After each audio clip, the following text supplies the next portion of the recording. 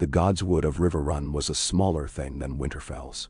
But even here the leaves whispered like a crowd that knew your name and could not decide whether to bless you or beg you to turn back. Robb stood beneath the heart tree, the pale, smooth trunk cool beneath his palm, while the brook below the red keep clinked its stones together as if counting. In the dark beyond the weirwood's red eyes, Grey Wind lay with his nose on his paws, ears idly turning toward river sounds. A long breath fogged from his jaws and drifted in the torchless air like a soul. The raven had found him 2 hours past midnight, battered by rain that had not fallen in Riverrun. It had come down from the mountains, weeping someone else's weather across the riverlands until it tumbled in. More stubborn than strong, the scrap of parchment tied to its thin leg smelled of beeswax and rosemary. The seal was blue, falcon and moon pressed askew. He had not broken it at once. The very sight of the sigil had set 100 weights on him. If there had been a bench beneath the heart tree, he would have sat. But there was only water, and the memory of a father who never sat when there was something to be decided. Catelyn had said once that her sister's perfume clung to letters long after her words were read. Perhaps that was a kindness. Lysa knew how to perform, the way she folded wax and perfume around fear until the thing looked fit to be given. He cracked the seal and read by the red light of the heart tree's leaves. The words were small and careful, as if each letter kept a hand on the shoulder of the next. It was not a pledge. It was not the Vale's banner's promise to his banners, nor Eagle's promise to fly with wolves. It was a door. The moon, she wrote, had more than one face. There were flights that could be taken without calling them flights, roads that could be mended without saying they had ever been broken. Her son would not cry if the wind did not blow in the corridor outside his chamber. Her people would not die for the pride of other houses. She could not allow it. She would not, but there were stewards to be obeyed who would obey her. And certain stewardships, certain gates, could be opened to traffic of the most ordinary kind. She had in her care a paper made when Jon lived, instructing that grain and saltfish might pass the bloody gate for the succor of mountain villages in lean years. Copies existed, duly sealed. She could invoke it. She could ask that Gulltown's tariffs bend to mercy as they had bent before, and that the port take in supplies and send out not soldiers, never soldiers, but teams of men, teamsters, carpenters, drovers, under the watchful eye of the gateskeeper, to repair stones loosened by late spring rains. If others should ride among those teams and keep their swords wrapped against the weather, if carts might carry blocks that had already been shaped into shields in some steading's winter barn, if the mountain passes should ring with the sound of hammer and hobnail more than trumpet, then who would grieve? Who would take notice? It was a door. He could see in the shape of her ink the small trembling of the hand that had held the quill, and in the empty white where words might have been, the other hand clutching the child who coughed and coughed, breathing the thin air of the eyrie as if it hurt him to be alive. The truth of it settled in him like cool well water. He had wanted oaths and horns and bronze-clad riders pouring across the high road. He was 19, and the beating of his blood still asked for horns. But the river below him was teaching him the other music, the way a thing wore away where it was weakest, and called that weakness a path. The way stone looked on the water's patience and yielded itself to shelves and stairs. The way a house was won the day before it knew it had been won. "Robb," came a voice behind him, low enough not to startle the wolf. The blackfish moved like a man educated by shadows. It took a kind of light to teach you how not to need light. Robb did not turn. "She will not name it." "She never does," Brynden Tully said, and came to stand beside him. The old knight's cloak smelled of rain that had traveled farther than men do. "She will send it and resent it and swear that no one asked it of her. That is your aunt." "She is my mother's sister," Robb said. "And she is a mother." The weirwood's face was a red river of old sap and new dew. "She wants her child safe. She will spend anything to buy that safety, even me." "And you?" the blackfish asked. "I will spend anything to keep my men alive. And my sisters and my mother." Robb answered, surprised by the steadiness of his voice. "That is the bargain between us, though neither of us names it. I will not drag the Vale's banners out to be counted beside mine and make a song of it. I will ask for doors. We will walk through them in common shoes." Bryndon's mouth made a shape like a smile, and then changed its mind. "There is one door you must ask of her yourself." Robb looked at him then. The moon laid a thin blade of silver across the knight's cheekbone. "The Bloody Gate," he said. "And Gulltown's harbor," Bryndon added. "Nestor Royce keeps the one and owes me a debt he remembers. Lord Grafton tends the other and owes my brother one he tries to forget. Lysa's paper will get us through the first if she wills it. The second," he shrugged one shoulder. "Grain is grain. A good steward knows that ships tell a better truth than ravens." "I will write," Robb said, and felt the words in him like iron cooled to hold. When he left the Godswood, Grey Wind rose and brushed his flank against the boy's leg. A low sound in his chest. "That meant I can smell something that makes my teeth think." Robb laid a hand on his head and went to wake his counselors from what sleep they had managed. Lords who needed horns to hear would not be the men to send through this door. The river day broke white, the mist holding to the willow roots like gray dogs. Before the kitchens had put a crust on their ovens, Robb sat with a clean board and fresh ink, and wrote 3 letters with different weights to the same scale. The first was to his mother. He did not tell her to go. He knew she would go if he left room around the words for her to choose it. He told her what needed telling. The seal, the door, the little boy's lungs working too hard, the shape of the mountain air. He wrote of stones on a road loosened by late rains and the need for honest men with strong backs. He wrote of fishermen in White Harbor who had salted too much this year in expectation of a long winter and might be glad of the Vale's need. He wrote of the mountain clans and how they would rise to strike for anyone who fed them and taught them to bind their wounds. And he wrote that he could not be the man to ask Lysa to do what Lysa would do. He was too new a king, and the sight of a crown made certain women measure the distance to their own necks. He sealed it for Caitlyn's hands only and sent Grey Wind's straw-flecked handler running to the Mews. The second letter went to Lord Wyman Manderley in a hand more square and plain. It named no pact and no mountain. It asked, as one practical lord to another, what number of casks might be spared for those eastern villages that had seen poor harvests, and whether any of his captains might be trusted to take a charter from Gulltown and not sell their ships mid-voyage to some Braavosi, with longer coin and shorter patience. It spoke of adjustments that might be made in river-run cellars to pay for salt men's services, and it asked, in a postscript that could be cut away without marring the rest, whether the laughing Lord of White Harbor had any appetite for a jest that would confound lions. The last letter flew like a small stone into a deep well. It was for the Blackfish to carry to the Bloody Gate. It did not ask anything. It reminded an old friend how the wind set in after noon on the high road, and how mules that had not seen the sea sometimes balked at the sound of gulls. It remembered a summer day when a boy from the Riverlands had turned his head in awe at the sight of mountains that did not end, and the old knight who had made that boy sit and drink and breathe before the gate would let him pass. It recalled, as men do when they are old enough to know memory is a kind of coin, the taste of the thick sour cheese they had eaten there and laughed about ever since. Bryndon read it and snorted. "You're getting better," he said. "I can see what you mean and what you mean not to mean. Send it. I'll carry the rest in my face." Caitlyn left as quietly as she had come to River Run. Morning had not yet chosen a color when she mounted a patient hill mare, wrapped her tully hair in a brown scarf that smelled of elderflower, and rode with 6 men who looked like cousins of no one. The Blackfish rode at her side, wearing a cloak that had known both Valeman winter and Riverlander spring. They took the Hook Road north and then east, keeping away from the bruised cords of the Trident's main crossings.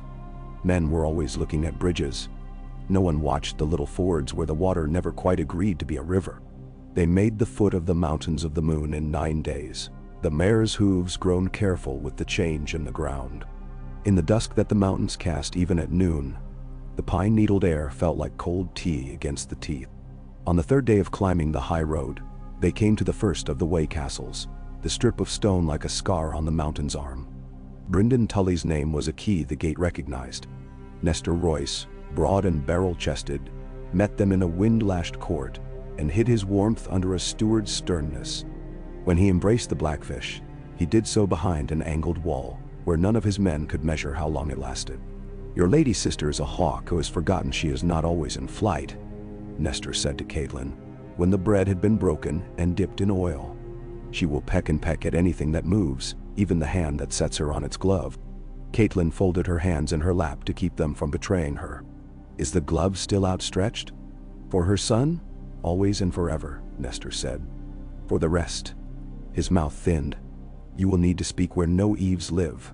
And do not say the word, war within 10 steps of her boy, or the maester will put him to sleep and her with him. The road between the way castles was a ribbon laid along the mountain's ribs, with 1,000 empty feet beneath its edge to teach men humility. The last climb they made by night, under a slice of moon fine enough to cut a finger. The mules knew those steps better than men did.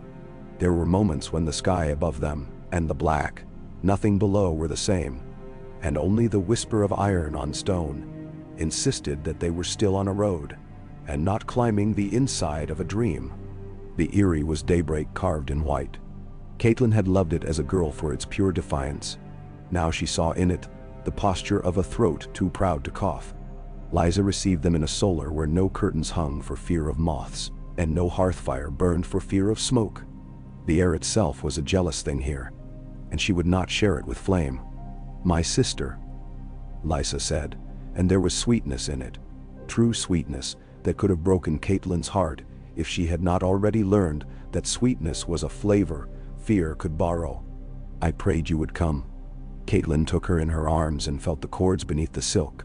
Lysa had always been softer than Cat. Fear had made taut what softness had left. The boy came when she lifted a hand. He moved like a little bird you did not wish to startle. His skin was milk and sky. His cough arrived in small, precise fits. They spoke first of dead men. John, father, Ned, all laid out on the table, as if by naming them they might be gathered to the meal. They spoke then of living men who might be dead soon, and of how seldom those called lords consented to die in the order that made the most sense. Only then did Caitlin put her palms on the table and wait for the tremor to pass out of them. You sent a letter, she said. I sent a mother's thought, Lysa replied. Her blue eyes refused the windows. I cannot, Caitlin. Do not ask me to hold a trumpet in my hand and call men to fall out of the sky. Robert cannot bear the sound of even a dinner bell when his head is, when the air is, Maester Coleman says. I'm not asking for trumpets, Caitlin said, and let her smile be only a small show of teeth. I'm asking for kitchen bells and the sound of mule harness. I'm asking for tar and saltfish and rough wine in barrels and men with backs tough as walnut shells. I'm asking for the good sense that keeps your mountain road from sliding down into the trees. Lysa's chin lifted as if the breeze had put its hand beneath it. I have always been a good steward, John said. The name ran out of her like milk out of a cup someone had knocked over. She blinked and drank. The silence left. Nestor will obey me. He knows what hunger does to men who live high. Lord Grafton will understand tariffs. He always did. And the gate? Brynden said gently for a man whose kindness could sound like flint scraping flint. Nestor will not close it to charity, Lysa said quickly, too quickly. Not to men bringing planks and rope for the mountain folk. Not to men who come to repair. Does anyone repair with a spear? No one repairs with a spear, Caitlin agreed. Men carry the tools they have always carried. You were always more careful with yours than I. Lysa's eyes moved to her sister's hands and then away. We were girls. We are still, Caitlin said, even now. You have a ribbon from father's first mane yet, do you not? Lysa smiled in the old way. Shy and proud. I keep it wrapped in linen. It smells of green things still. Now, wrap this up with it, Caitlin said softly, and put her final thing on the table. The needle-thin thing she had threaded on the climb and hidden in the seam of her cloak. You wrote me once that the Lannisters killed John. They did, Lysa said at once, and then the word hung like a weight on a fraying cord. Everyone knows they did. Everyone knows men die when the wind changes direction, Caitlin said. But you and I know who loosened the latch. I will never speak that knowledge where ears live. I will carry it with me to River Run, and to Winterfell, and to whatever floor I fall upon at last, and it will be safe. But you will give me the keys to your steward's closets, and I will send through men who repair, and you will not count them loudly. Bandir. Lysa's face made and unmade its expressions, like a woman in labor, picking and discarding positions. When at last she settled, the sweat had cooled at her hairline. Do not say his name.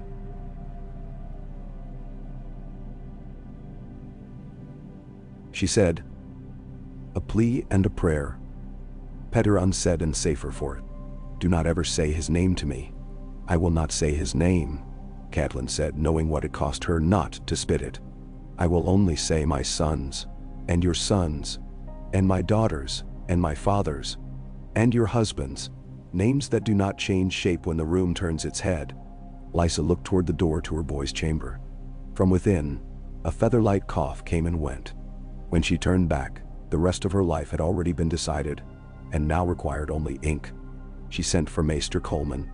She sent for Nestor Royce, who was already lodged in a room where drafts never stopped. She sent no raven to Gulltown. She sent instead a courier who had been a scribe before he learned to ride, and who had at his waist the sigil of the gate, and in his head a steward's gift for making a market seem a mercy. She signed a paper that had slept in a coffer since John lived. She put her seal on it without tears this time. She did not meet Catelyn's eyes while she did it. That is all you can ask of me, she said, as if she had given more. It is enough, Catelyn said, because enough is a word you can teach yourself to use like a needle to close wounds. They stayed 2 days. In that time, Catelyn sat with her nephew and told him a story about little trout in the Red Fork who thought themselves dragons. He laughed once, a sound so small it could have been lost in the winter straw of a stable, and Lysa put her hand to her mouth as if she had seen her son perform a miracle. The Blackfish walked the high parapets and spoke with guards in the voice menus when they wished to be remembered as fellows, and not as lords. Nestor Royce counted crates with his eyes and measured steps with his hands. When they went by a different road. In Gulltown, the tide brought in the smell of tar and fish guts together. A marriage ancient as whatever god loved both ships and gulls. Lord Mark Grafton wore his wealth like a fur laid too close to the fire. He bowed to Catelyn with a city man's grace and invited her to dine with salt eels and crisp wine that had spent an unprofitable year in a Pentoshi warehouse and so found its way here. He spoke much of tariffs and the way honest merchants bled to pay for dishonest wars. Who is asking you to pay for a war? Catelyn inquired, tasting the wine and the way its sweetness tried to apologize for something it couldn't name. This is about roads and roofs. The mountains do not care for what men call their quarrels. Perhaps the mountains do not, Lord Grafton allowed. But lions have been known to move as if mountains were not there at all, and to expect men who live at the water's edge to bark for them like seals. I do not bark. Ben Chow. Then we will both keep silent while we count, Catelyn said, and named a number of casks that would buy a silence so large you could ferry armies through it. I have always found counting to be a fine exercise for the tongue. The first Manderley Carrack slid into Gulltown as meek as a miller's daughter. The men on its deck had the pale eyes of Northmen who had seen winter stand up and speak. Their leathers were shabby and their hands were clean. The second ship came 3 days later, higher in the water, with room to take on men who had decided this was a better year to be drovers than to be the sort of men who died for psalms. The third came under a false flag and a truthful captain who looked at the gulls in the rigging and saw only birds. There were no banners. There was salt on everything. Hair, rope, the backs of hands. There were crates, and within them helms packed in straw, and within them rolled shirts, and within the rolled shirts knives that were tools, slicers of rope, trimmers of leather, and if it came to it, openers of throats. There were summer cloaks dyed the brown of hillsides. There were carpenter's augers and square-headed hammers, and bags of nails whose mouths had been sewn shut like secrets. The men who came with them walked with their eyes level, and their tongues held domesticated in their mouths, and the ledgers in Lord Grafton's counting house pronounced them harmless as beryls. On a morning bleached by a mist that turned the world to milk, Jan Royce climbed the steps to the bloody gate with his cloak pinned by bronze discs that made a map on his chest. Beside him walked Sir Lynn Corbray, whose smile never quite reached his eyes, and Anya Wainwood, stern as if the mountain were a daughter she had married off to a man she did not like. Nestor Royce waited under the arch, his hands behind his back, his face open as bread. "Her ladyship has written," Nestor said, and held out the paper the maester had carried up last night, when even the stones were too tired to be roused. "There is to be mercy. There is always to be mercy in the Vale," Bronze Jan said. His voice put on no weight for anyone. "What shape?" "The shape of wood and iron," Nestor said, "and of men with backs and boots and no banners. They are to pass. If any should be wolves, they will not howl." "Let them pass," Jan Royce said.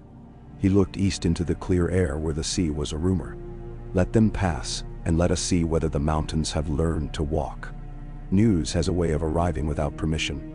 Before the end of the month, Tywin Lannister's riders were asking each other what those brown-cloaked men were who moved like ash along the edges of their maps, and never showed two of the same faces to scouts.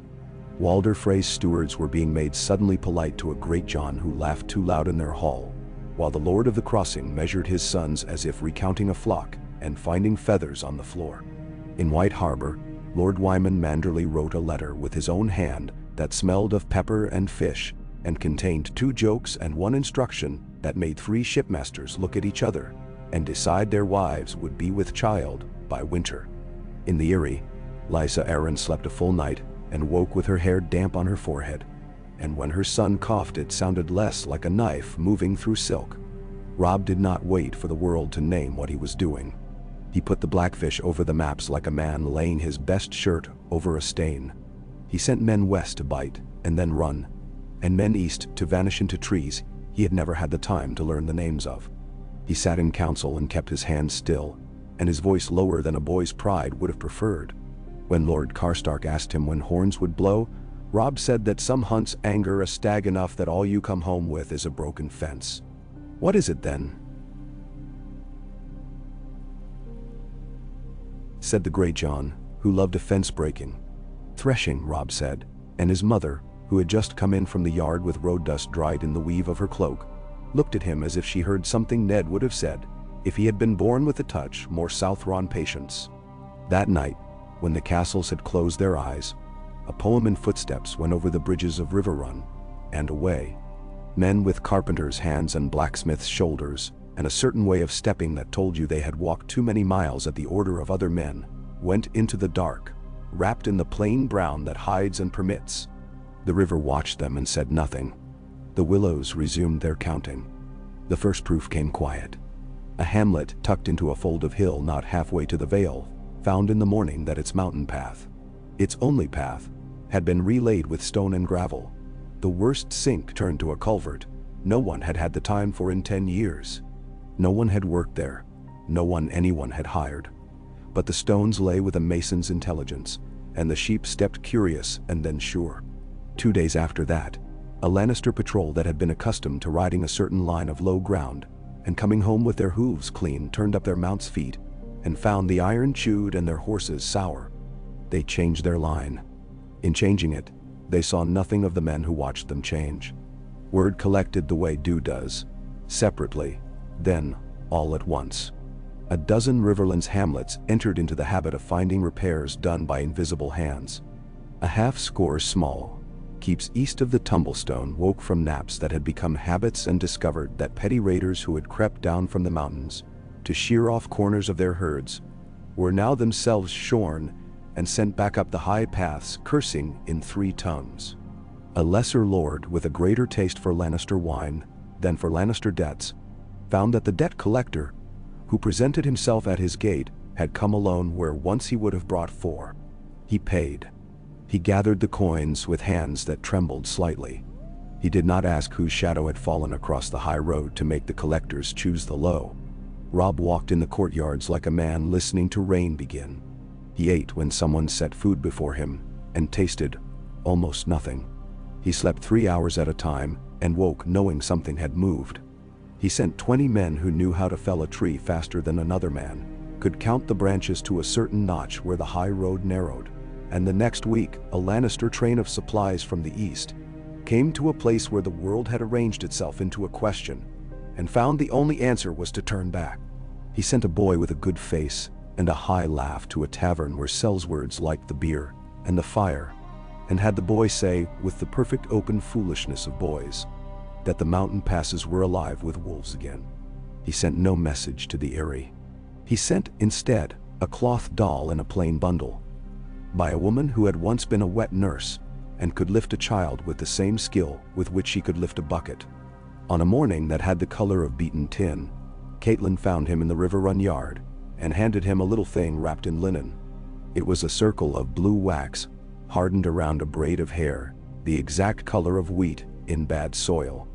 The wax was not marked by any seal. One strand of the hair had broken and strayed free of the braid, catching the light like something that refused to be included. "He is breathing easier," Catelyn said simply, looking at the place where his men were being taught to load carts in silence. "She thought you would like to know." She cannot say so in a way that would satisfy her.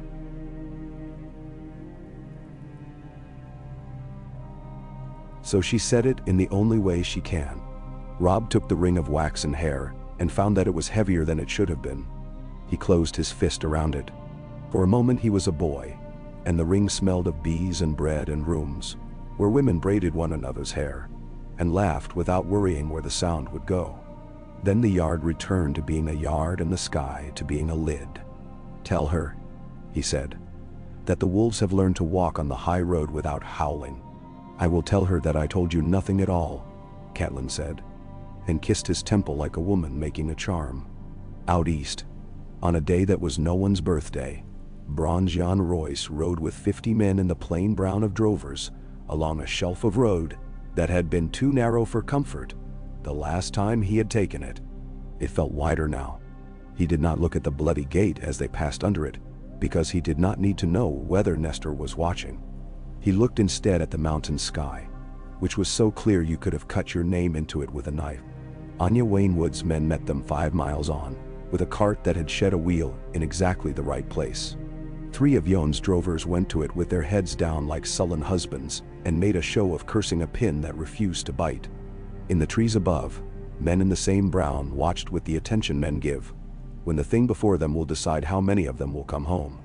"Mercy," Lyn Corbray said, smiling where no one could see it. He had left Lady Forlorn swaddled in cloth, as if he had given the old sword to a nurse. "They call it mercy. It is a pretty word. It is the only word we have," Jan said without turning. "Use it honestly." He did not add that mercy was a knife of its own kind. He did not need to. Everyone in Brown had a knife somewhere, and none of them would call it a sword. And none of them would forget that a knife will open whatever it is pressed against, if the hand behind it is steady enough. In the west, Tywin Lannister stood before a map, in a tower whose window knew only wind and the long patience of crows. He put his finger on the high road and did not quite touch it, as if he mistrusted ink. He liked rivers better, because they behaved. His men had brought him 3 stories, and he had already thrown out 2, and the third lay on the table as if it might be caught trying to stand up and go. He had not yet decided whether to ignore it. Robb did not plan a battle in the old style. He planned weather. He sent wordless men into passes and courtyards and markets. He laid wood where hooves would slip and straw where boots would make noise. He convinced his own people that ordinary life, repairs, harvesting, marrying, was work too sacred to stop for war. He made it true by making it unremarkable. And when the first column of true Vale men, helms under their cloaks and Lady Wainwood's crest, small enough to hide in the palm of a hand, reached the green lowers of the riverlands, the farmers looked up from their threshing and nodded, and did not ask questions. The men in brown did not look back long at the mountains. The mountains were coming with them now, in the way their feet chose ground, and in the pockets where they carried bread. On an evening when the trident ran gold as if some god had dropped a ring into it, a raven came in tired and irritable, and landed badly on Robb's window. The seal was a modest thing, a falcon stamped with 2 little whacks. The script within was Nestor Royce's, as squares the gate he kept. Repairs proceeding. Underlined a little pressingly, duly provisioned. The word duly underlined, not at all. Traffic increasing in ordinary goods. Men instructed. Weather favorable. Postscript. The mountain children have begun to laugh at the drovers. They recognized their own. Robb read it 3 times and then folded and unfolded it again until the creases were a geography of their own. "We will take the Vale without ever taking it," he said aloud. To the letter, to the wolf asleep before the fire, to the man he was becoming in the reflection of cool pain and night beyond. And when they are ready to be taken, they will already be with us. He did not say how many men would die before then. The river would count that for him. He put the wax ring and the letter together in a small carved box that had been his as a boy. The box smelled like the bedchamber of a long winter when his mother had kept honey candies there to bribe him into learning his sums. He set the box beside the map. He set his hands on the map and felt, through hide and parchment, the pulse of a land that was beginning to change its mind. In the morning, fog lay in the folds of the hills like wool. Men rose, and women rose, and children were taught how to keep their voices inside their teeth. Plows went to fields. Spears went under straw. Wheels were greased, and none squeaked unless they chose to. A door had opened. No one had heard it. They walked through it anyway, one after another, in shoes that could not be heard at all. Nil. The slow work taught men new ways to speak with their hands. Carts twice as many as any steward would have ordered in peacetime went in long patient files along the lanes where hedges leaned and watched. Each driver carried 3 languages on his tongue: road words, market words, and the old careful ones a mother might use at a cradle. In the bed of each cart lay what a steward expected: planks, pegs, wedges, sacks of iron nails, with their mouths sewn tight against loss.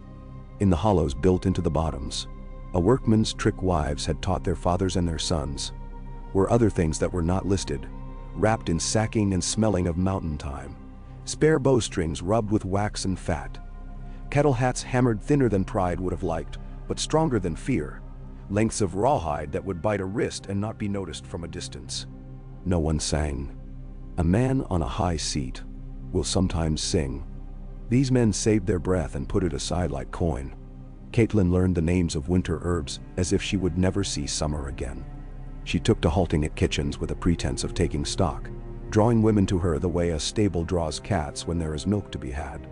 In every lord's keeping there is a place where women hold the house together with invisible thread. In those places, she let the brown bundle settle beside the bread trough and asked, as if idly, whether anyone had seen the last of the blue mold on the soft cheeses, whether the damp had got into the rye.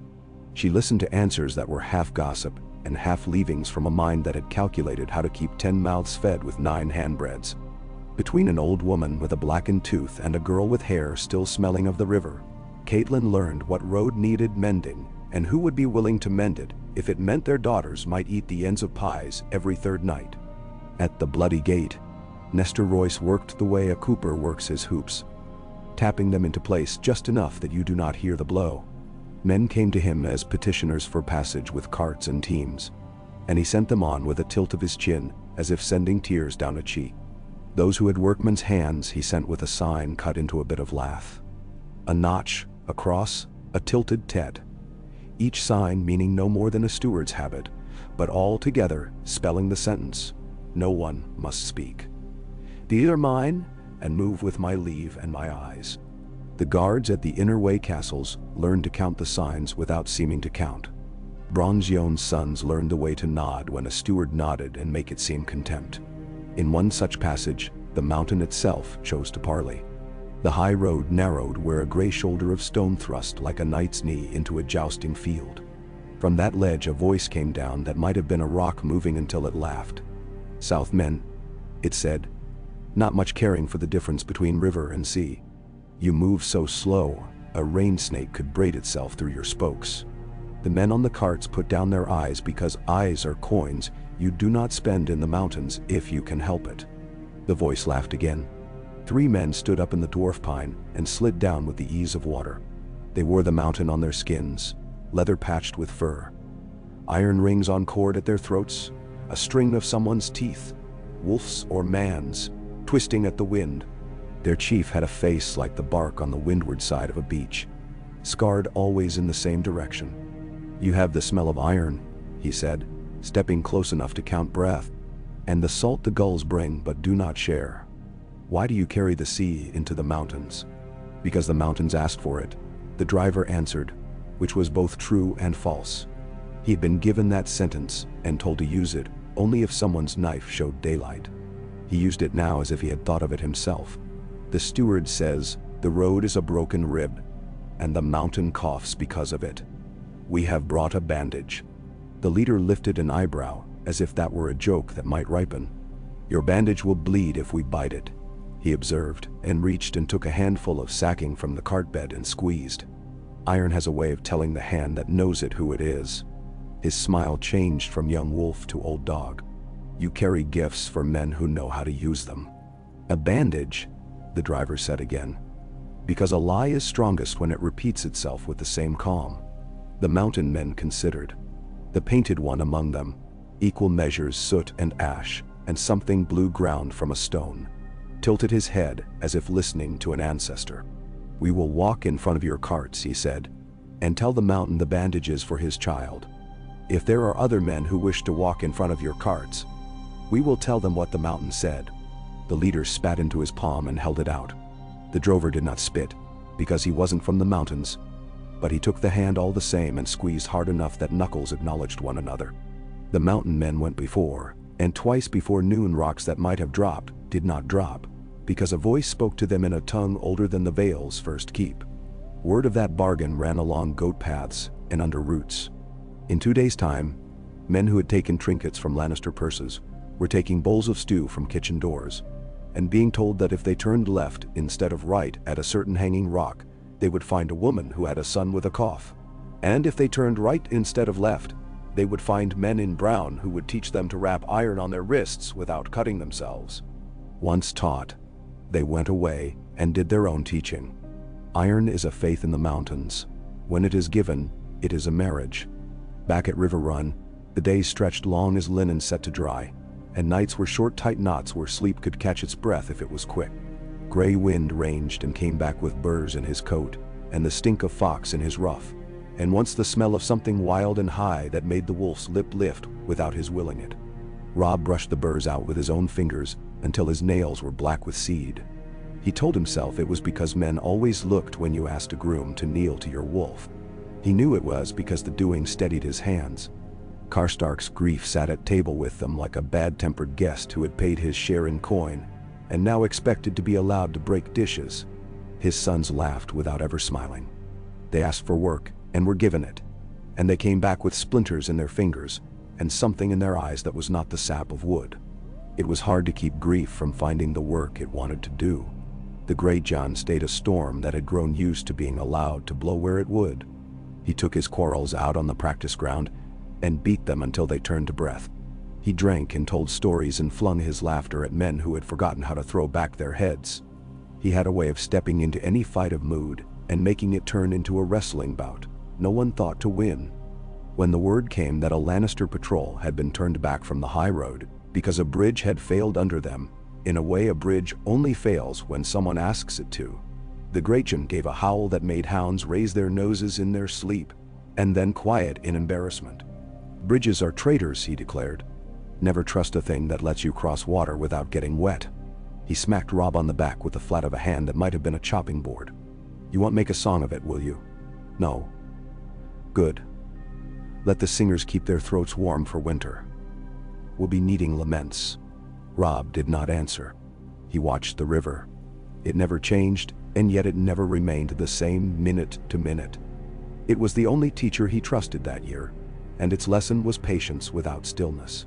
At King's Landing, a spider tucked away 3 separate gossamers that had been cast into different corners of the city and brought back to him by different insects. One said that Gulltown was hungry in the way of cities that are frightened. Hungry for certainty, which is dearer than grain. One said that a steward's seal had been seen more often than a lord's. One said that Bronzion's men had been buying small beer in large quantities in a dozen inns along the long street, that ran like a spine from the city's fishgut quarter to the better sort of warehouse. None of the gossamers said war. Varys' fingers toyed with a ring whose gem would have been considered gaudy among men who admired such things. It would have been considered adequate among others. His mouth smiled the smile a polite guest wears when a host tells a joke that does not deserve laughter. When Petyr Baelish came to him in a corridor and asked, in a voice like a cat's footfall, how he did, Varys murmured that he had been struggling with the dust. Petyr's mouth did that brilliant child's trick of inventing a smile with no feeling in it at all. Dust is money that has decided it will not work for you, he observed. I blow it off when I find it. Of course you do, Varys said, and thought of a woman up a mountain who had learned at last to let her hair go unlaced on certain nights and sleep. Petyr was writing to her. Varys did not need to see the letters to know that he was. Men who have pulled a thread once cannot stop putting their fingers there. The letter found Lysa on a day when her son had a bruise at his hip from where he had fallen, and not struck the floor because she had caught him with a speed she had not thought she still possessed. Petyr's script was thin, precise, and full of the implied dearness of an old playmate, who remembered which stones in the river were safe to jump upon. He wrote of garden paths, and of how the weeds must be kept down lest gentlemen get lost, and walk out through the hedge into a field full of cows. His cows had gold hair. He did not call them lions.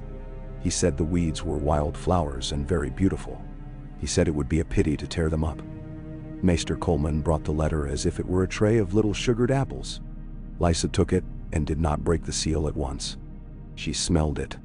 Petyr always smelled of patience, as if he had time hidden in his sleeves, and could take it out and count it alone at night. She broke the seal then and read all of the words, and none of them said the thing they were saying. The room tilted like a little boat on a large pond, and then stilled, because the pond did not care. She wrote back with a hand like a woman writing on a board being held by a child. She wrote that the cows were fat and happy, and would not be disturbed, and that she was keeping the weeds down. She did not write that men she had loved had died, and that she had killed one of them by doing exactly what Petyr had told her to. She did not write that her sister's eyes were brown as bread, and could see the inside of a cupboard from 10 paces, which made it impossible to pretend that the cupboard was not there. She sealed the letter and did not call for a courier. She put it aside on the table, near the lace she had been making, and then pushed the lace aside, because she would not have her boy wake and find a knife in her hand. Bronjeon Royce took his habit of walking the walls at dawn, and added to it the habit of counting to a number no one else knew and turning only then. On the 8th morning of the new count, he turned and found Anya Wainwood on the wall with him, as if she had always been there. Your drovers have hands that would know how to pivot in a shield wall, she said, as if remarking upon the clouds. Your woodcutters know how to lift all together on the stroke of the word, he replied, as if speaking to the clouds. Lady Lysa cannot hear the sound of that word, Anya said. Fortunately, the mountain mishears often. Fortunately, Jon agreed. How many cousins have you who are not cousins at all? More each year, Anya said.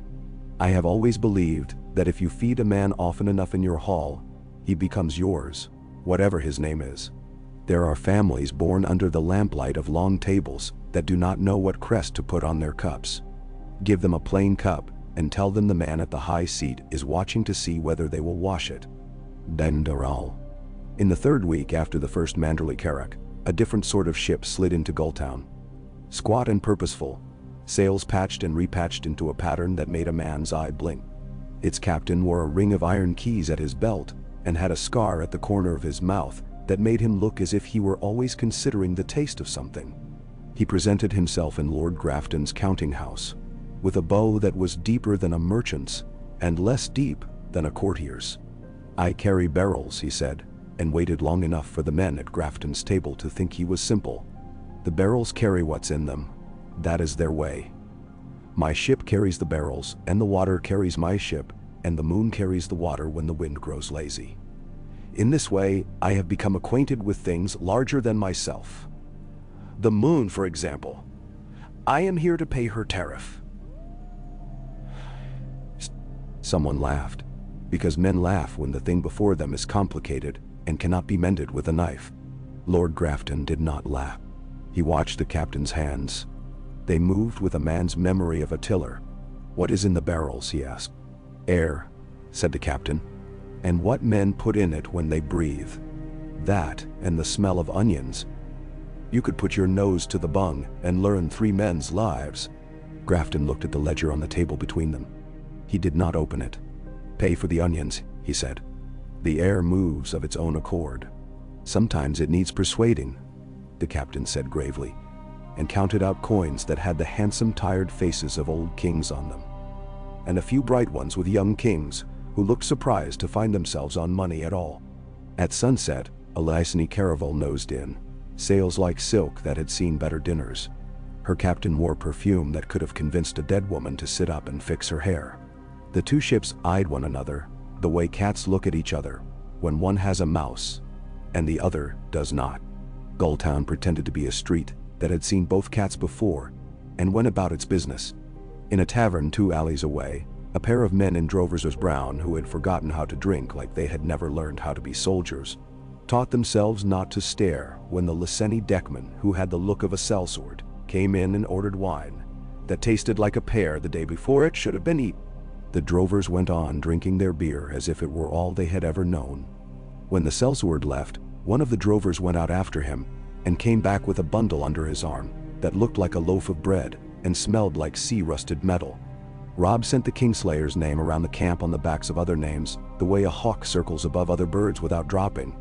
If a man had experience of fighting in companies of 50 or more, if he had carried a long spear and known the feeling of a shield knocking at his forearm bone, if he had done these things and then been told to forget them and wrap straw around his spear point, the Kingslayer would ride where that man walked.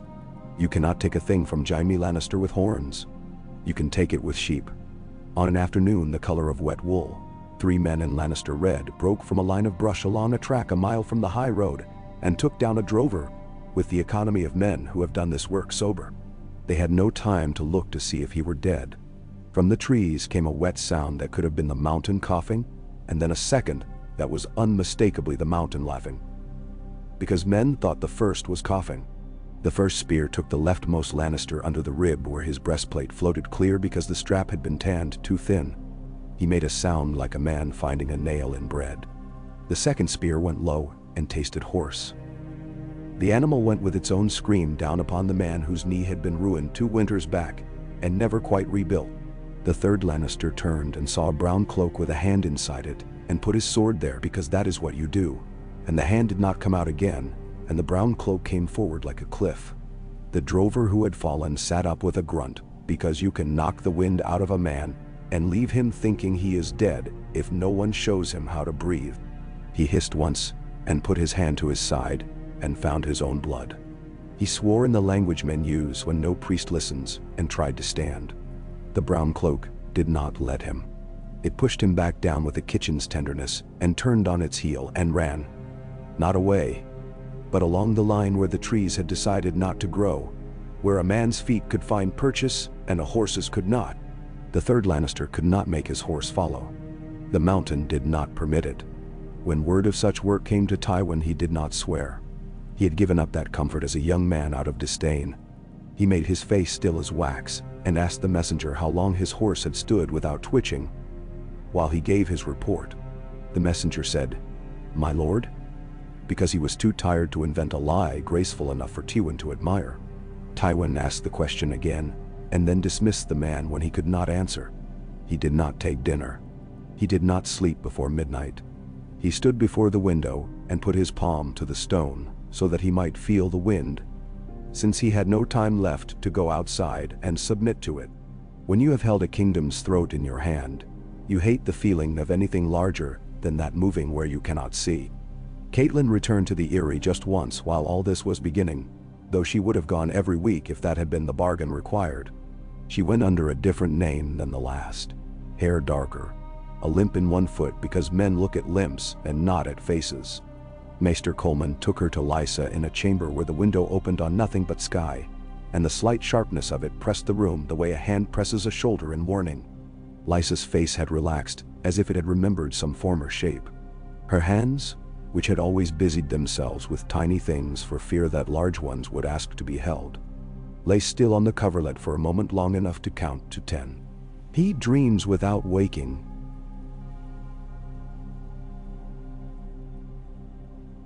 She said, referring to her son as other women refer to the weather. Not as a thing that can be changed, but as a thing for which you plan your day. The wind has quieted. The gatekeeper says mules do not balk when the sun is in their eyes anymore. It is a sign. Then?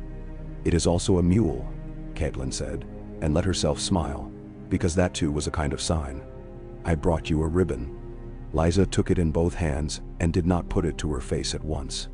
She looked at the blue as if a river had somehow been wound around her fingers. I should have married a man who liked ribbons, she murmured, without bitterness for once. John was so careful with them. He never wanted to tear. Pettier. She shut her mouth as if something had flown in and she feared it would speak in her voice. Your boy coughs less, Catelyn said, as if reciting from a book she could bear to read only one page at a time. The mountain road will not shake him so. We may have him brought down to spend a winter where smoke does not take offense. There is a place at the fingers where the wind makes a friend of the sea. The sea is an old gossip, Lysa said. It tells everything. It told me, once. She let the ribbon spring in her hands, surprising herself with the sound of it snapping the air. Do not tell me more than I need to know, Cat. If I do not know, I cannot be blamed. Then, you will be blamed whatever you do, Catelyn said gently. And then, because truth is a thing you must not always bring into a room bare, she wound the ribbon around Lysa's wrist and tied it in a childish bow. Let them blame the ribbon. They sat until the sun moved enough that the window called attention to itself. When Catelyn rose, Lysa's hand caught her sleeve, and for an instant, she was a girl again, pleading for a ride, for a song, for the last of the honey cakes. Do not let them say his name, she whispered. Do not let anyone say his name in the rooms where my boy might sleep. No one will say his name, Catelyn promised, and went away and did not speak it even in her heart. Robb took his men to a copse within sight of the high road and taught them to be trees. A tree does not sway when it is not windy. A tree does not look at a man who passes. It is the man who looks at the tree. And even then, only if he is a man who has never been away from his mother's garden. They learned to stand so still that flies doubted them. They learned to let ants climb upon them and not slap. They learned to hear a bit fall from a bridle 3 fields away. They learned to watch a horse's tail and know what it had seen before its rider knew it. It is not natural for men to be trees. They did it because he asked them to. He did not ask them to do a thing he would not do first. He stood so long that his knee forgot it had once been cut and mended, and when he shifted, the bark of the beech left its memory on his shoulder. Gray wind lay not far, stretched full in the leaf shadow, and showed his teeth only when a fly tried to clean them. When they moved like a thought a man is ashamed of. Quickly, and without much noise. The first time they drew a Lannister contingent toward a rope that had been laid across a ravine and made to look like moss. They did it with a logic that would have satisfied even a maester. Toss, pull, release, take, cut, go. The second time they did not use the rope. They used the knowledge that men who have been fooled once will look for the same trick again and will ride with their heads full of rope. They let the Lannisters ride past and did not touch them. The men in red rode until the shame overcame them and turned them around, and then found that the thing they feared had not been there at all. After that, even when there was rope, men's minds got in the way of their eyes. A soldier who does not know whether the world is trying to fool him will not ride as well as a man who knows it does not care about him at all. The first true clash with Knights of the Vale happened because men who had not been told enough learned what they were from the way they moved. At a narrow where the road made a curve around a tooth of rock, a Southron band with red and yellow in their flags came head to head with brown cloaks, whose horses were sleek and unshod. The flags were furled because the wind there knew how to play with men.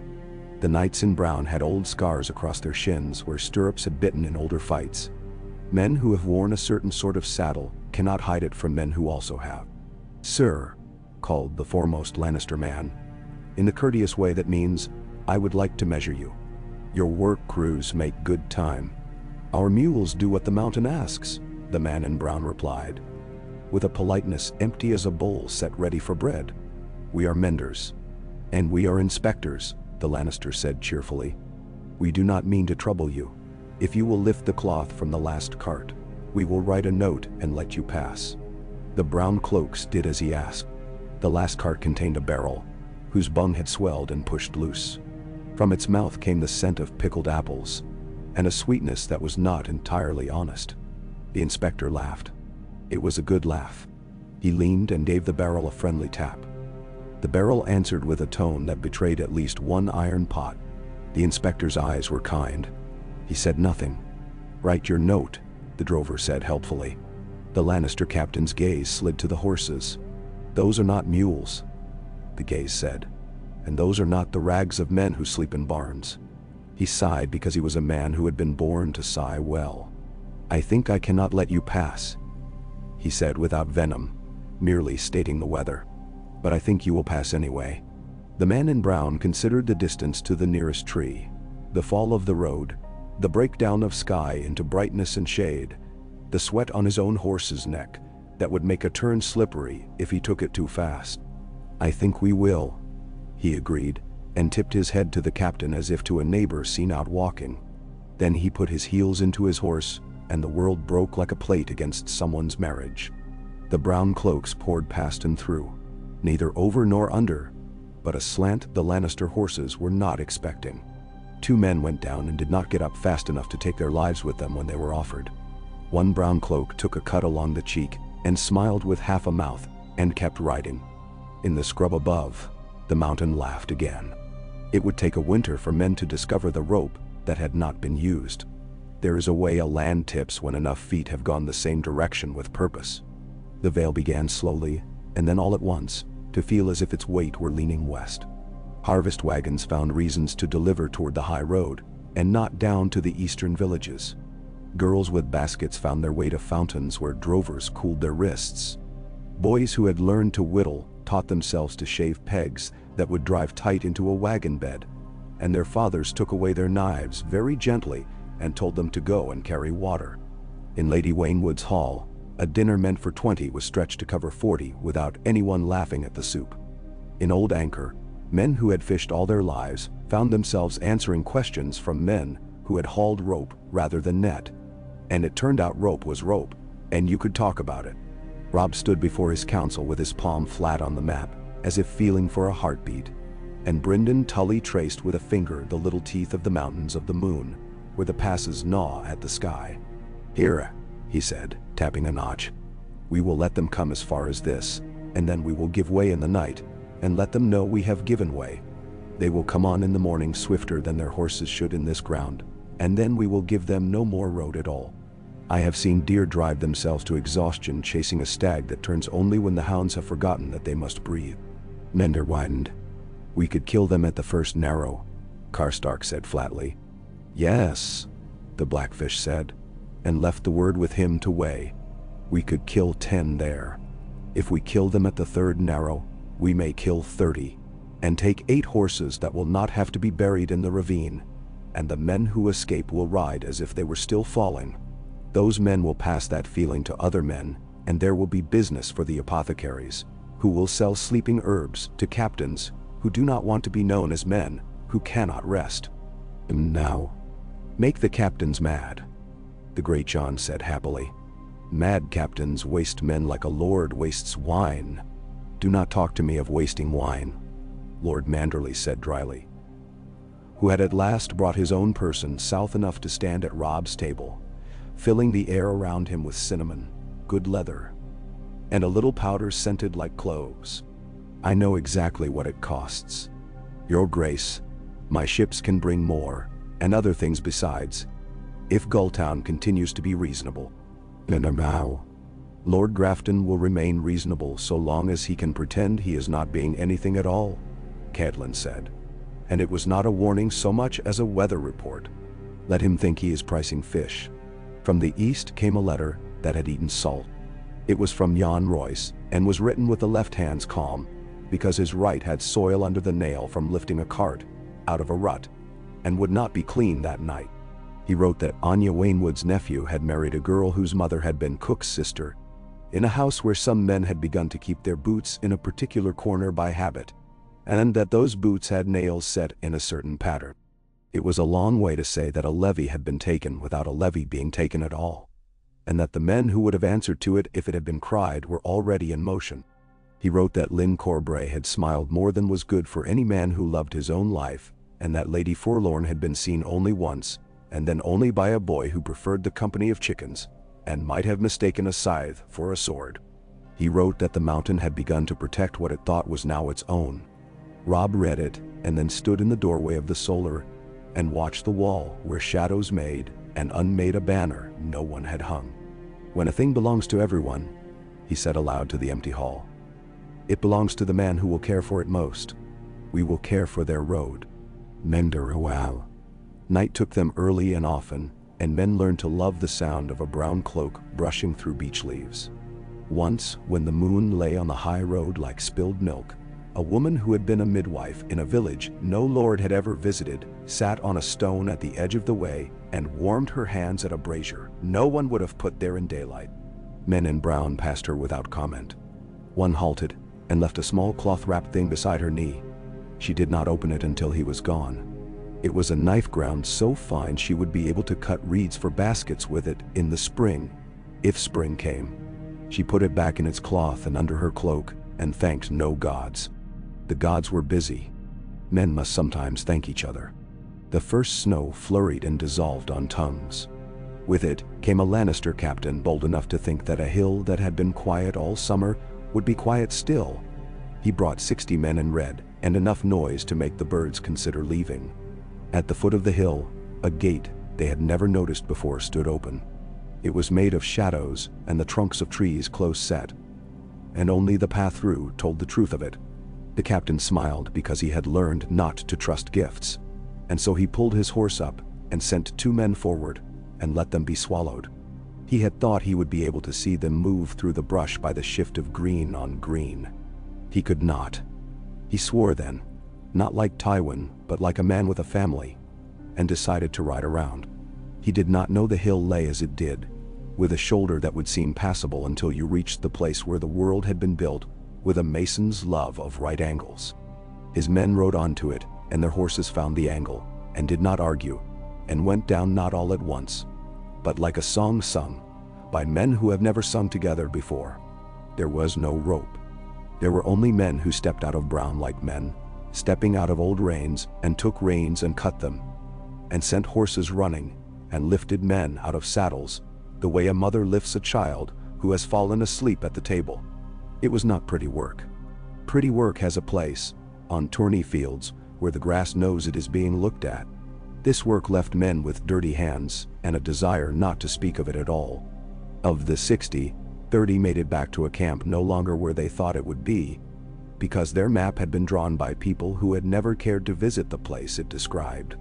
After that, no captain in Lannister coin would ride a path that had not been walked by men with softer boots the day before, and even then, he would not do it until he had sent a groom with no wife.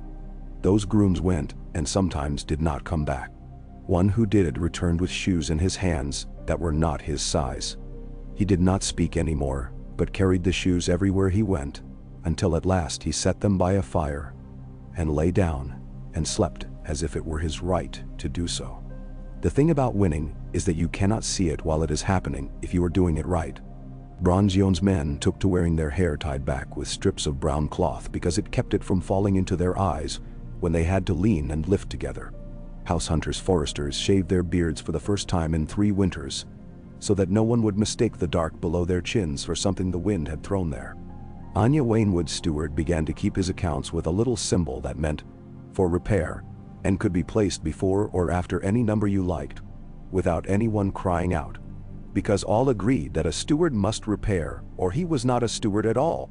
Lord Grafton acquired the habit of walking down to the docks at evening and watching the last boats come in, which meant he could say, if asked, that he personally oversaw the tariffing of the day's cargoes, and also meant he could fail to notice a barrel or two, if the sunset insisted on his attention. In the Eyrie, Lysa permitted Maester Coleman to open a window while the boy slept, and did not die from the thunder she had always been certain lurked outside. In Riverrun's yard, Robb's men learned to pack for journeys no one would admit they were taking. They carried bread twice baked and hard as a floor. They carried slices of salt fish stolen from their own suppers and never accounted for. They carried a spare strip of leather for a spur strap, and another for a man's wrist who would need binding and must not be reminded he was bleeding. They stopped wearing their cloaks the color of their houses, and began wearing ones a brown that had been invented by dirt and river water. Men only noticed they had changed color when they woke in the night and reached for what was not there anymore. Once a fortnight, a raven arrived that had tired itself out by flying across a country that had stopped being sure where one place ended and another began. The seals were small and honest, no grand coils of wax that demanded to be seen. The script within varied in hand and tone, but each said in its own way the same thing. We are not with you, and yet we are with you. Do not ask us to say so. Tell us where to be with you next. Robb read them and set his finger on the map, and then did not move it, and then moved it at last, because a man must not leave his hand in one place long, if he wishes to feel anything afterward. Winter's first true breath came out of the east, and smelled of stone. Robb woke in the dark and did not know why, until he heard, far off, a sound like the slow loosening of a very old knot. Gray Wind stood with his head up and his ears pressed forward like a hound catching a note in music. The sound came again, and this time, Robb knew it. It was the high road shifting in its sleep. He could see it if he closed his eyes. A swale where water had gathered in the rain. A place where men had asked too much of it with their carts. A crack that had spoken in a voice too low to be heard, until something very small at last moved a fraction in the cold, and everything above it understood. He dressed and went out into the yard and found the blackfish there in his cloak, and they did not speak until they had gone to the river. We must not load the high road with too much of us at once, Brynden said simply. We must be the cough that clears a throat, not the drink that drowns a man who is thirsty. We will do it as we have, Robb said. Men in twos and threes. Work where no one imagines work has been done. Move only when someone else asks for it, and then pretend we had always planned to. His uncle nodded, the sort of nod that means I never doubted you, but I needed to hear you say it because men must hear their own voices telling them what they already know. When? He asked. When the next full wagon goes through the gate without a man counting the spokes, Robb said. When Nestor forgets to pretend that he has not remembered me. When Lord Grafton sends a bill mistake in our favor and does not send a clerk running to correct it. It happened faster than a man would have thought. Habit is a horse that likes the same path. Nestor, who had been suspicious of himself as a matter of policy since his first beard, answered a note addressed in Caitlyn's neat hand, with one less neat, and did not lock the chest in which his letter book lay afterward. Grafton, too clever by half and half again, prided himself on catching his own clerk's errors, as he always had, never allowing himself to consider that he had read the number he wished to read. A steam of mules went through the gate one fog-white morning with bells covered in leather, and the keeper, who had buried his wife last week, did not look up, because the dead make the world small enough that it can be managed only by letting certain things happen as they ought. That was the day Bronze sent down 60 men in full harness under sacking and called them drovers. It was the day Anya Wainwood's banner was seen for the first time in a year and was taken for a shopkeeper's rag. It was the day Lynn Corbray laughed aloud at a jest no one had told and wrapped Lady Forlorn in wool and sang to her as if she were a girl he had wronged and was asking forgiveness. It was the day the mountain clans, who had agreed to nothing with words, came down in twos and threes and did not stop at the first tavern, which was how a man who has watched clansmen all his life knows they are not here to drink. The Lannister outriders who patronized that tavern looked up from their cups and told themselves stories. It is a soldier's first defense. Narrative. He must decide quickly whether the thing before him is of a kind he has seen before and survived. They told themselves that winter was sending men down early. They told themselves that traders were braving the high road because they had known soft years and feared a hard one. They told themselves, with some irritation, that they would have more thieves to hang come spring. None of them told the story that their lives would be different within the month because the mountain had let go of something. and the river had taken hold. Robb would have liked to give his men a battle to carry in their pockets like a talisman. Men need 1 day to measure the bad ones against. He could not give them that and keep what he was building. He gave them instead a long rope of small victories and taught them to feel for each knot with their hands.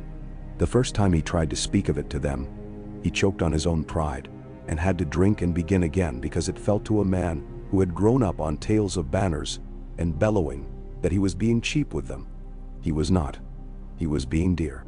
He said so out loud at last, and when he did, he saw in their faces the relief of men who had feared they were cowards because no one had shouted with a horn for them lately. Count by breaths, he told them. Count by breaths and steps and nights in which you kept your fire from being seen. Count by boys who lived another day because you mended a bit of road and a cart did not jolt hard enough to throw them. Count by women who did not send their men to look for wood and lose them to a patrol. Count by one man you did not have to kill because you made him go home and tell someone a story that will keep him there. Then the great John stared and then grinned like a bear being taught to dance and liking it more than he would admit. I will count by the men who stop talking when I stand up, he announced, and that too, in its way, became a measure. When snow learned its strength and stayed, it stayed lightly at first. It powdered the shoulders of men in brown, as if knighting them quietly in a god's ceremony no one had ever described. It made the high road beautiful and treacherous, like a woman who has learned how much men are willing to forgive in exchange for a glance. The drovers' mules went more slowly and more surely. The horses of proud men went as horses always do in the first snow. Too quick. Bones and leather do not slow at the same rate, and a world that is downhill in both directions will take its fee. On a morning like that, Robb and the Blackfish rode to a place where the road was almost a path, and the path almost an idea. Below them, on a shelf of stone, men in red paused to stretch backs that had slept folded. Above them, in the cover, brown cloaks became the ground, and would not betray themselves for the pleasure of striking. Robb kept his hands on the pommel and looked down through birch stems as if looking into a memory. He could see each man's breath. He could see the places where the breath came shorter than it ought, because the man was too young or too old, or had been told too many stories of himself. He did not hate them. Hate would have made a noise in him. He could not afford noise. He waited until the last of the red had moved where the road narrowed, and the first of them had reached the bend where the mountain would require them to choose humility or fall. Only then did he lift his hand a fraction. The brown cloaks did not move. The mountain moved for them. A sound that was not a sound ran along the path as a shelf let go of the shelf beneath it. A sigh captured in stone, and one horse screamed, because horses do not have words for surprise.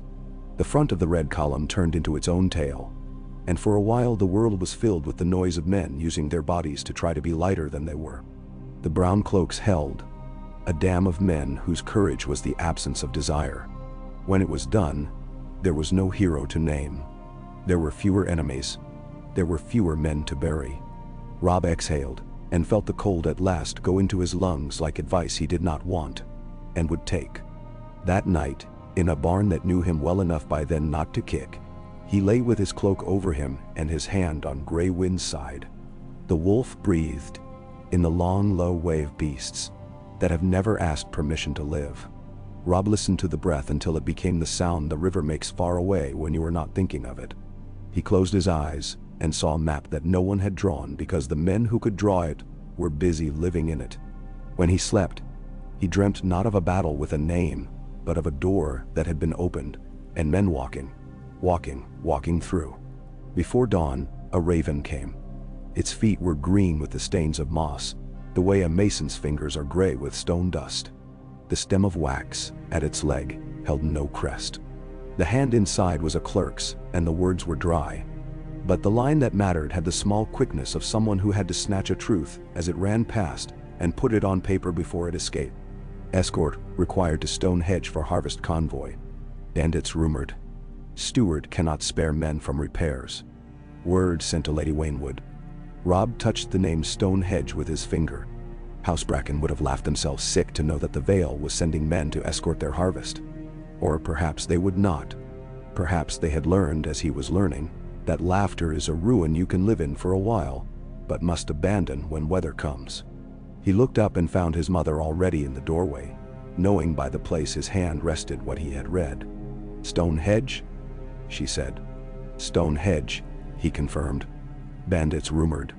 "Rumors are work," Caitlin observed. "Someone must make them. The Vale will scrub this rumor with iron." "They will," Robb agreed. "And then they will eat bread in a bracken hall, and pretend not to see the Horse Lord's sigils carved into the tables." He closed his eyes and let the picture come. Men in brown at a red-brown lord's board. Blades cleaned with the quiet care of good manners. Heads bowed while grace was spoken to unfamiliar gods. The river and the mountain, and the men between them, making of each other something like a bridge. He opened his eyes and felt for the ring of wax and hair in the small carved box, and put it in his palm as if it were a weight he must measure daily to know if the world had shifted. "Send the blackfish," he said. "He will drink their beer and not cough, and he will tell their steward how to stack barrels so a man can stand on them and see without being seen. And send a letter to Bronze Jan. Thank him for his repairs." "From whom?" Caitlin asked, with that small glint that told him she had already thought through the ways of it. "From no one," Robb said. "From the wind. From the mountain. From the river." He smiled then, more boy than king for a flicker. "From a mule's patient heart." In the months to come, men would tell that the Vale had never come down in force, that it had kept itself aloof and pure, and then, all at once, had cried the levy and made banners blaze and come thundering like a second winter onto a field with a name. They would prefer that story because it is a story that sits well by a fire and can be sung by men who do not like to think their dinners depend on carpenters. Men who were there, men who put their backs against carts and their fingers into split wood, and their mouths around the lies that made space for truth to move, would hold other stories in their teeth and never spit them out. They would not tell their sons how they won the Vale. They would show their sons how to listen when the river begins to speak, and how to tell the difference between a mule's balk and a mule's wisdom, and how to know when the mountain is asking for kindness in its hard voice. And Tywin, who had never thought a day wasted that held a clean, silent decision, would stand at last before a map that had become untrustworthy as a cat, with little brown threads stitched across it that had not been there the day before, and put his hand down and feel nothing. He would turn to send for a man he trusted and find that he had sent him yesterday, and the man had not come back yet, and the reason for it could not be known without making new maps. Robb did not know those days yet as days finished. He felt them under his feet like a plank laid true. He added weight to them. He slept when he could and woke when it was time, and went to the river as often as he might, and learned its new sentences. He kept his men in pairs and threes and fours. He wrote to the Vale without writing at all. He taught himself to love the long work without horn or song. He became the kind of man who can hold a door open in a storm and not be blown through it, and the kind of king men will follow into places where they will have no names, because there are no banners there to remind them who they are. On a night just before the year turned, when a crust of ice came to the water's edge and ate away at the black, he stood again beneath the little river-run heart tree and pressed his palm to the cold white face, feeling in it the memory of hands that had pressed there before his. He did not ask for victory. He asked only for two things: that his men remember how to be trees when trees would save them, and that his enemies forget that the mountain is a living thing. The heart tree was old enough not to answer. The river did, though, as it always had, with the same lesson made new by the day. Go on. Make the way by going. He turned from the white and the water and found his mother in the doorway again. A different doorway, because that is how life keeps its bargains. There was a smell on her that he had not noticed in months. Smoke in hair, the good kind that knows dinners and not pyres. "She writes," Caitlin said, and held out a bit of parchment so thin you could have read the words through a candle. "She says the child sleeps. She says the moon was full and did not frighten him." Bendeminter. Robb took the letter and did not open it, because sometimes a thing is truer when you do not require it to prove itself. He nodded. He looked at the sky. It was a spare, stern thing, a teacher carved in bone. He smiled at it anyway, a boy for an instant under all the work. Then he went back to the long table where maps lay like winter fields, and he touched them. And later, when he slept at last, the door in his dream stood open and no one hurried. They were walking, and the mountain, at last, was walking with them.